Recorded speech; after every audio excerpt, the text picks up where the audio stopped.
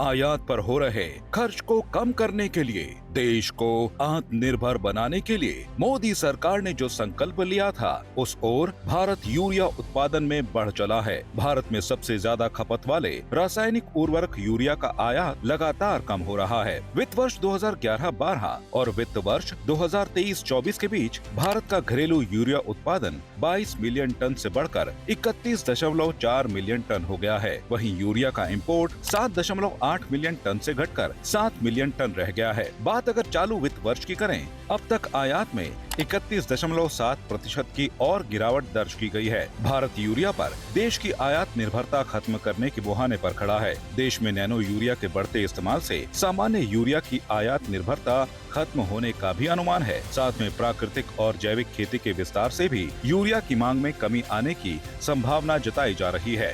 साथियों, एक बहुत बड़ा काम हमने यूरिया में आत्मनिर्भरता को लेकर शुरू किया। इसके लिए देश के जो 5 बड़े खाद कारखाने बरसों से बंद पड़े थे, उनको फिर से शुरू करना जरूरी था।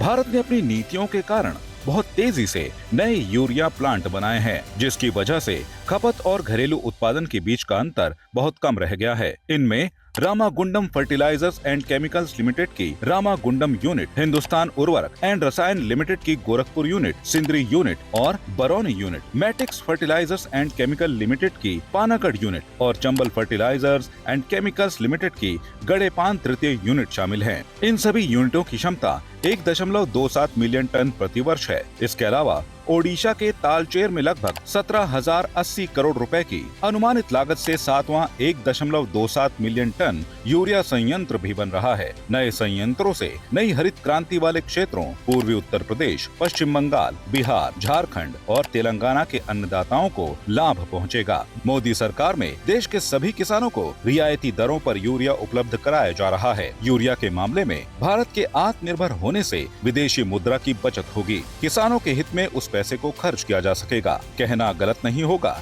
कि आज किसानों के जीवन को और आसान बनाने, किसानों को और अधिक समृद्ध बनाने और हमारी कृषि व्यवस्थाओं को और आधुनिक बनाने की दिशा में कई बड़े कदम उठाए जा रहे हैं।